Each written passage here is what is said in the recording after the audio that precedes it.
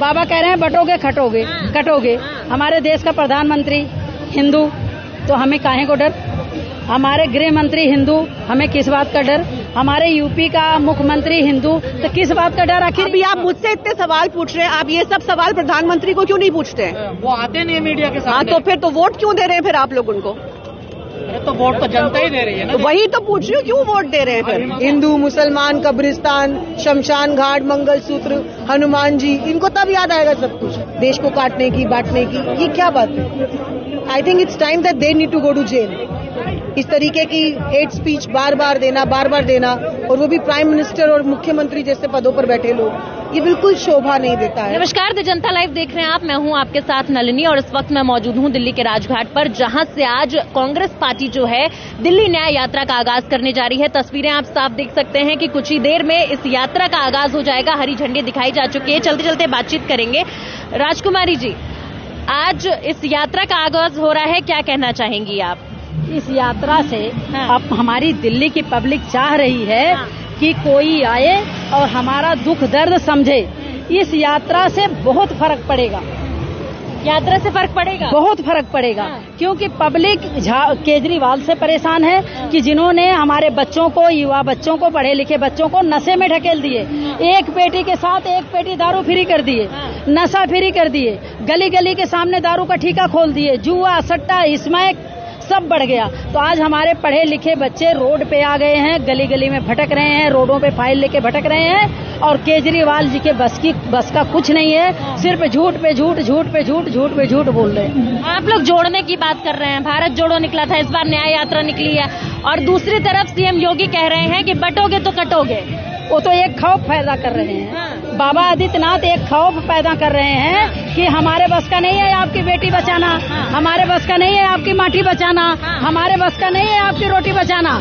ये बाबा आदित्यनाथ चेतावनी दे रहे हैं कि भाजपा के बस का नहीं है। ना भाजपा के लोग बेटी बचा सकते, ना रोटी बचा सकते, ना मकान बचा सकते। भाजपा के लोग चेतावनी दे रहे हैं कि अपनी बेटी खुद बचाओ, अपनी माटी खुद बचाओ, अपनी रोटी खुद बचाओ। भाजपा के खुद लोग ऐसे हैं कि बहन बेटियों का रेप होता है तो वहाँ भाजपा के लोग निकलते हैं। कोई एमपी निकलता, कोई मंत्री निकलता, कोई निगम पार्षद निकलता, कोई भाजपा का वर्कर निकलता है। तो भाजपा के लोगों से डर है। तो हमारे देश के प्रधानमंत्री और हमारे यूपी के बाबा आदित्यनाथ पब्लिक को चेतावनी दे रहे हैं कि अपनी अपनी बेटियों को बचा लो, अपनी अपनी रोटी बचा लो, अपनी अपनी माटी बचा लो, नहीं तो हम आए तो फिर आपकी बहन बेटी सुरक्षित नहीं है, आप माटी सुरक्षित नहीं है, ना आपकी रोटी सुरक्षित है। आएंगे कहाँ? वो तो कह रहे हैं बटोगे तो कटोगे, वो तो सत्ता में ही है ऑलरेडी। अच्छा, एक बात बताइए, बाबा कह रहे हैं बटोगे खटोगे कटोगे। हमारे देश का प्रधानमंत्री हिंदू, तो हमें काहे को डर। हमारे गृह मंत्री हिंदू, हमें किस बात का डर। हमारे यूपी का मुख्यमंत्री हिंदू, तो किस बात का डर। आखिर ये किससे कटवाना चाह रहे हैं? ये लोग कायरों वाली भाषा बोल रहे हैं कि हमारे बस का नहीं है। तुम एक हो जाओ, रोडों पे तलवार और भाला कट्टा लेके निकलो, आपस में लड़ो मरो। हमारे बच्चे मिनिस्टर बनेंगे, विदेश में पढ़ाई करेंगे। तुम लोग खुद अपना फैसला करो, रोडों पे आके मरो, कटो, भाड़ में जाओ। भाजपा के लोगों से नहीं मतलब। हिंदू खतरे में नहीं है। हिंदू किससे आखिर खतरे? वो हमारा देश का प्रधानमंत्री हिंदू, गृह मंत्री हिंदू, मुख्यमंत्री हिंदू, तो हम किससे डरे बताओ? कहीं बार बार कहा जाता है हिंदू खतरे में है। वो बाबा आदित्यनाथ दिल की सच्चाई बता रहे हैं, प्रधानमंत्री दिल की सच्चाई बता रहे हैं कि हमारे भाजपा में ही लोग अयास किस्म के हैं कि जो हमारे भाजपा के लोगों से आप सुरक्षित नहीं हो। तो अपनी अपनी बहन बेटी को बचा लो, हमारी कोई गारंटी नहीं। बड़ा आरोप लगा रही है यहाँ पे। बड़ा आरोप नहीं है, सच्चाई है कि बाबा आदित्यनाथ और मोदी जी चेतावनी दे रहे हैं कि अपनी अपनी बहन बेटियों को बचा लो, माटी बचा लो, बेटी बचा लो, रोटी बचा लो। हमारी कोई गारंटी नहीं है। खुद ही रोड पे उतरो, अपनी बहन बेटी को बचाओ। तो दिल्ली न्याय यात्रा में मौजूद है अमृता धवन जी। अमृता धवन जी, आज दिल्ली न्याय यात्रा का आगाज होने जा रहा है। इस न्याय यात्रा का मुख्य मकसद क्या है? देखिए, न्याय यात्रा दिल्ली वालों को न्याय दिलाने के लिए निकाली जा रही है। भाजपा और आम आदमी पार्टी के बीच में जो ये लगातार एक दूसरे के ऊपर कीचड़ फेंक रहे, लेकिन उससे दिल्ली की जनता का कोई समाधान नहीं होता। दिल्ली वालों को काम चाहिए। पिछले 10 साल से दिल्ली में काम नदारद है। आज दिल्ली का इंफ्रास्ट्रक्चर कोलैप्स हो चुका है। तो ये जरूरी है कि दिल्ली वालों की भी तो बात सुनी जाए। नेता अपनी तो बात करते हैं, जनता की सुनते नहीं। इसलिए यात्रा दिल्ली के हर कोने में जाएगी और जनता से बात करेगी। झारखंड और महाराष्ट्र में भी चुनाव है और लगातार एक नारा सुनाई दे रहा है, वो है बटोगे तो कटोगे। देखिए, दुख की बात है ये कि मुख्यमंत्री, प्रधानमंत्री कॉन्स्टिट्यूशनल पदों पे बैठे हैं और ऐसी बातें कर रहे हैं। मेरे हिसाब से तो ये जो गली गली एंटी नेशनल्स को ढूंढते हैं, इनको खुद को देखना चाहिए पहले कि ये एंटी नेशनल जैसी बातें तो ये करते हैं, देश को काटने की, बांटने की। ये क्या बात है? I think it's time that they need to go to jail. इस तरीके की हेट स्पीच बार बार देना, और वो भी प्राइम मिनिस्टर और मुख्यमंत्री जैसे पदों पर बैठे लोग, ये बिल्कुल शोभा नहीं देता है। मैं मानती हूँ कि ये जरूरी है कि देश के अंदर प्यार और मोहब्बत जिंदा रहे। देखिए, ये देश एक मुट्ठी बन के रहेगा तो ही जीवित रहेगा, नहीं तो ऐसी किसी की बपोती नहीं है ये कि कोई कुछ भी बोलेगा और देश बच जाएगा। ये देश संविधान से बचा हुआ है और इसलिए संविधान कायम रहे, इसकी कोशिश कांग्रेस पार्टी लगातार करती रहती है।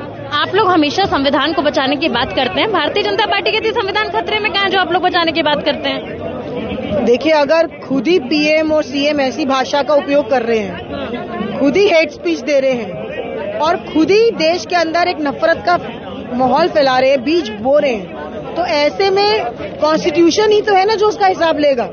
इसीलिए हम कॉन्स्टिट्यूशन की बात करते हैं, क्योंकि वो लगातार बांटने की बात करते हैं, तोड़ने की बात करते हैं। वो हमेशा कहते हैं, एक देखिए, वो हिंदू धर्म की बात तो करते हैं, पर हिंदू धर्म के लिए भी क्या किया, चलिए बता दीजिए। प्रधानमंत्री जी को इतना गुस्सा आता है कि प्राइम मिनिस्टर बनने के बाद जब तीसरी बार वो स्पीच दे रहे थे अपने हेडक्वार्टर से, तो भगवान राम का नाम भी नहीं लिया उन्होंने। तो ये लोग हमें मत समझाएं जो नकली हिंदू हैं, और हिंदू बनने के लिए या हिंदू धर्म को मानने के लिए हमें बीजेपी का सर्टिफिकेट नहीं चाहिए। यहाँ बहुत लोग हैं जो टीका लगा के खड़े हैं, वो भी है, अगर टीका नहीं लगाया तो भी हिंदू है। हर धर्म का व्यक्ति खड़ा है, लेकिन यहाँ पर हम किसी से उसका धर्म या उसकी जाति थोड़ी ना पूछ रहे हैं। लेकिन अगर आप बीजेपी की मीटिंग में चले जाएंगे, वो पहले आपका सरनेम पूछेंगे, तब आपको मीटिंग के अंदर अलाउ करेंगे।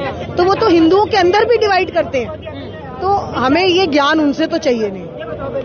भारतीय जनता पार्टी का ये नारा चुनावों में सरेआम देना कि बटोगे तो कटोगे, अमृता जी किस तरीके से कांग्रेस देख रहे हैं, क्योंकि आप लोग मोहब्बत की दुकान खोलने की बात करते हैं। देखिए, यही तो मैं आपसे बोल रही हूँ कि राहुल गांधी एक ऐसे नेता हैं जो लगातार प्यार और मोहब्बत का पैगाम देने की बात करते हैं, जो एकजुटता की बात करते हैं, सौहार्द बना रहे, और एक तरफ वो लोग हैं जो बांटने और काटने की बात करते हैं। ये शोभा नहीं देता है, और मैं मानती हूँ कि एक समय आएगा कि जो ये हेट स्पीच की बात करते हैं, इनको भी जेलों में जाना चाहिए, इनको भी जेल का रास्ता दिखाना पड़ेगा, क्योंकि ये बर्दाश्त नहीं किया जा सकता कि प्रधानमंत्री और मुख्यमंत्री जैसे पदों पे बैठे लोग ऐसी भाषा का उपयोग करें। लगातार देश में हिंदू मुस्लिम देखने को मिल रहा है, जैसी बहराइच में घटना हुई वैसे ही भागलपुर में घटना होते होते बची, वहाँ पे भी मस्जिद पे जो है भगवा झंडा लहराने की कोशिश की। आखिर क्या करने की कोशिश की जा रही है? इस प्रकार की यात्राएं निकाली जाती हैं और युवा सबसे ज्यादा दिखाई देते हैं ऐसी यात्राओं में।